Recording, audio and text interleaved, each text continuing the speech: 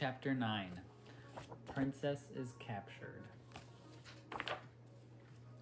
While the maids were mopping up the entrance. Oh my god.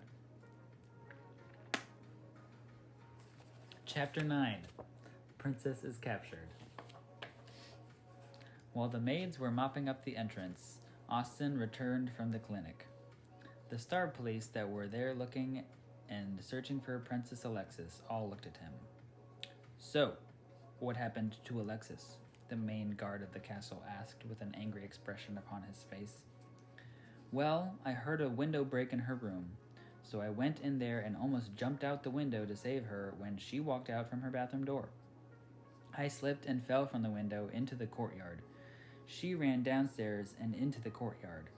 She helped me out of the bushes and we walked to the door, but it was locked. The pool then started to overflow because the drain was clogged. I let her get on my shoulders and lifted her up to the window. I slipped and she fell into the pool. I jumped in to save her. She wouldn't breathe. I couldn't find anywhere to lay her down from mouth to mouth. Then a man on the roof told me he couldn't help. He took her from mid-air and put a spell on her. She began to scream for me. I climbed the wall to the roof when the man flew into the air and sent a bolt of lightning down to me and knocked me down into the water.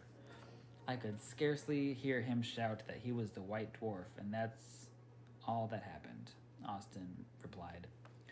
That's just perfect! The White Dwarf. That's just about the worst thing that could happen. First of all, Alexis hasn't had a baby yet, so if she's dead, no one can take the throne. And second of all the Starbrights in the 6 islands will die because there will be no more star time.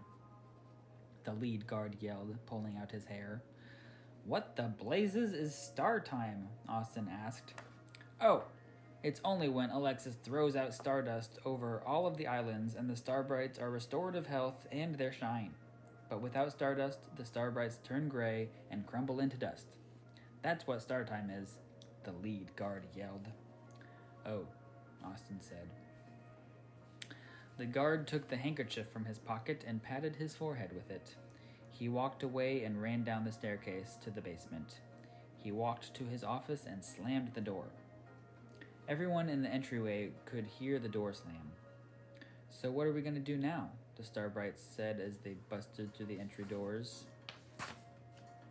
Excuse me, you are not allowed to be here at the time, the Star Police yelled as they pointed their guns at the Starbrights and tried to push them through the doors.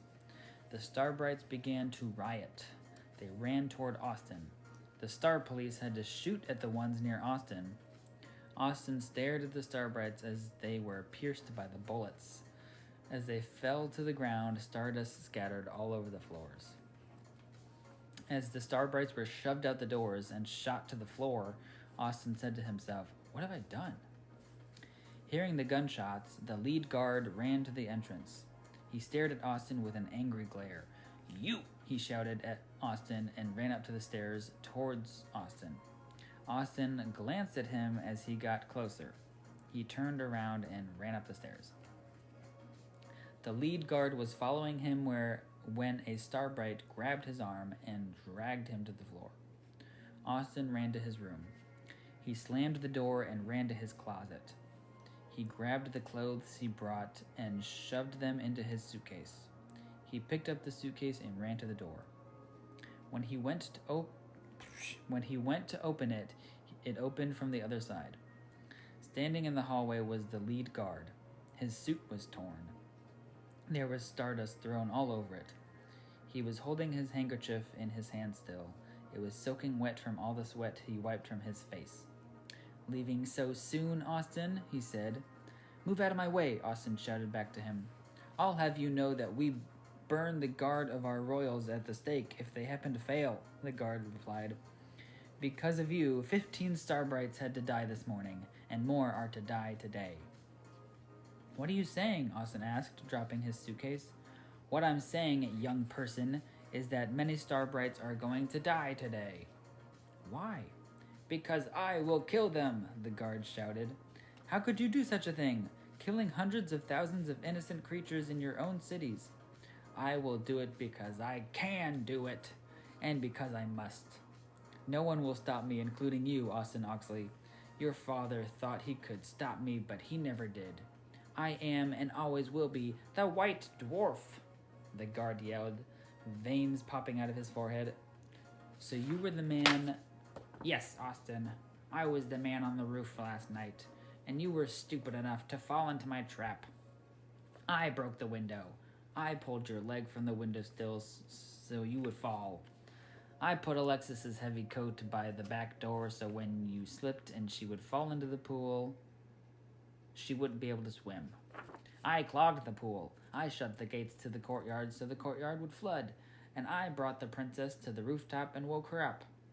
And last but certainly not least, I kidnapped Alexis. I could have killed you with the lightning bolt, but I sensed that the stupid butler was coming to the door, so I just paralyzed you. How dare you? You have betrayed everyone on the 6 islands. I'm not going to stand out of the way and let you destroy all the islands, Austin yelled. Oh, yes, you are, White Dwarf shouted.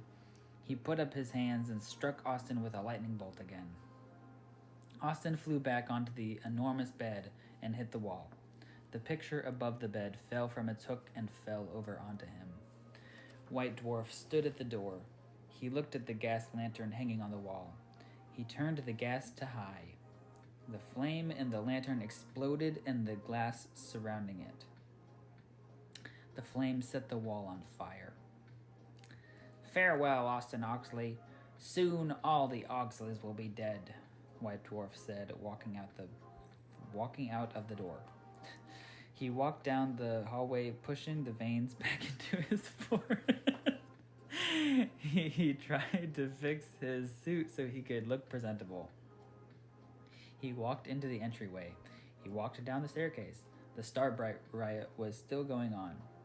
He walked toward the door. One of the guards ran up to him.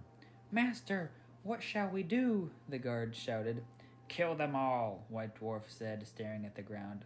But we can't just kill them, White Dwarf shouted, his veins popping out again. He walked out the door. The guard ran to one of the Star Police. What did he say? The Star Police asked.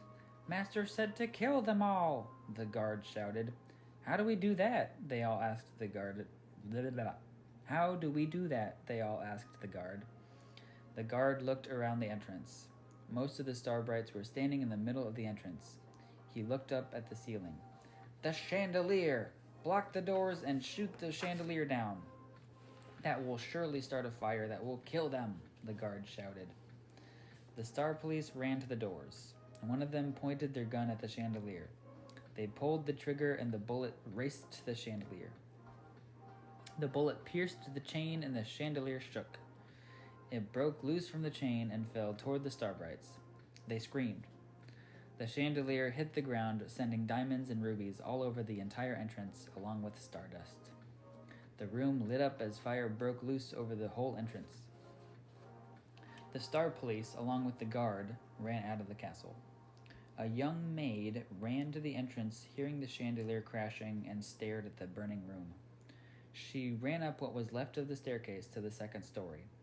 She saw fire coming from Austin's hallway. She ran toward the hallway. There was a small space where she could get through to Austin's door. There was fire bursting from his door. She ran into his room. She couldn't see him, for he was still under the painting. She looked all around for him. She walked toward the bed. She lifted the painting. Austin was laying there. His body had scratches and bruises all over it. She shook him. Austin, wake up, hurry! Austin jumped up. He looked at her face and then at the room, then at her face, then at the burning flames. Who are you, and what happened? Austin asked, getting off the bed. I'm Tanya. I'm one of the maids here at the castle.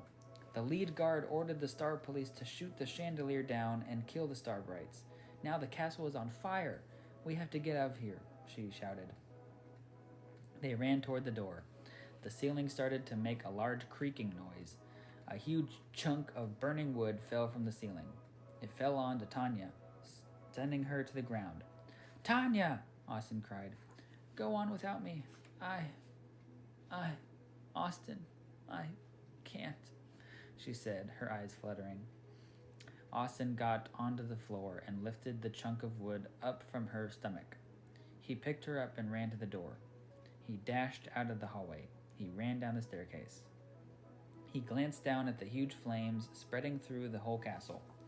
He jumped off the balcony, for the stairs were shooting out flames.